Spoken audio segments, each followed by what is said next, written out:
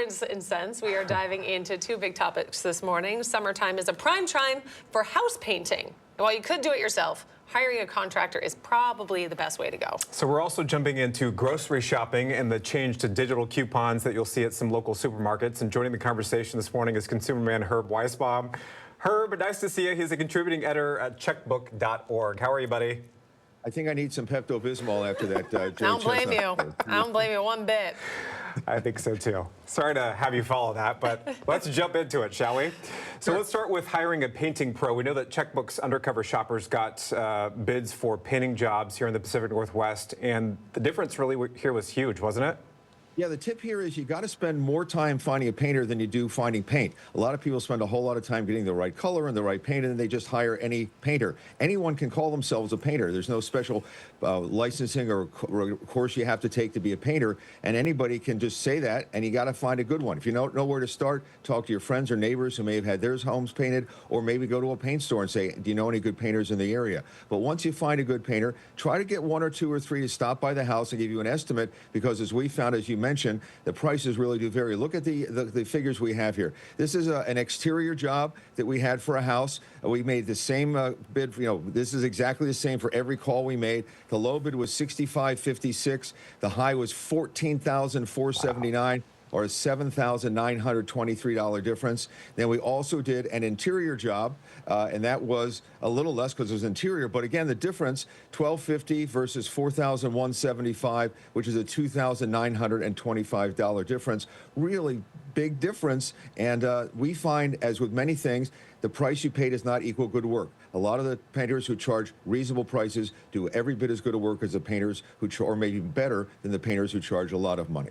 Yeah, wow, that's crazy. Is there anything else that we should be considering here when we're asking for those bids?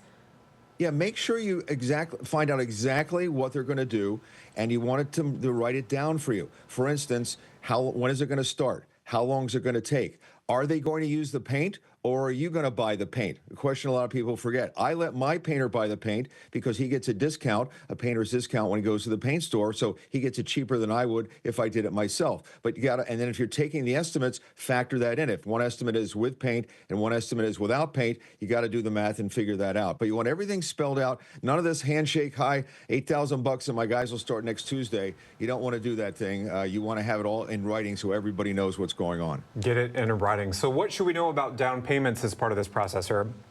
You should try to pay as little or nothing.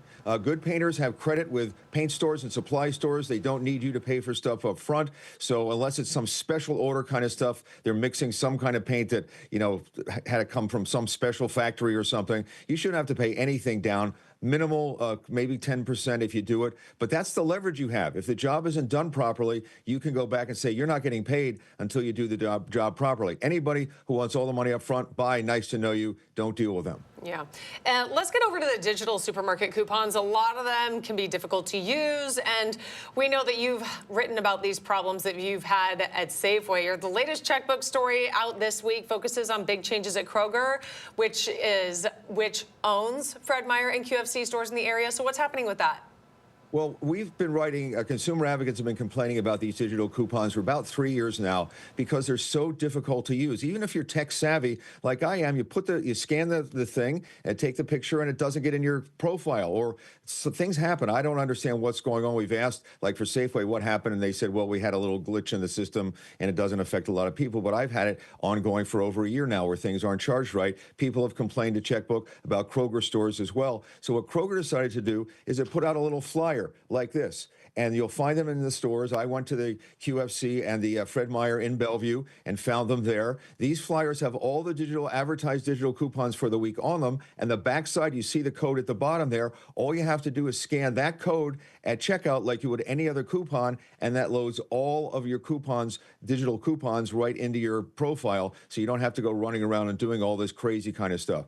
I'll put a shout out to your viewers. If people are doing this and find out it doesn't work, I'd like to know about it. Just go to consumerman.com and let me know, because we're taking everybody at the word that this new technology is going to work, and we assume it will. But if you have any problems with this, we'd like to know. That's one of the ways we found out people all across the country were having problems with these digital coupons. You know, some people don't have smartphones. Some people don't have internet access, broadband internet access to do this kind of thing. I mean, we're talking 5-6 million people in this country. They were shut out. This digital divide shut them out from taking advantage of these specials. And now, hopefully, this will allow everybody to take advantage of the specials. I think it's a good step forward, and I commend Kroger for doing it. What's kind of the driving force behind this change, Herb?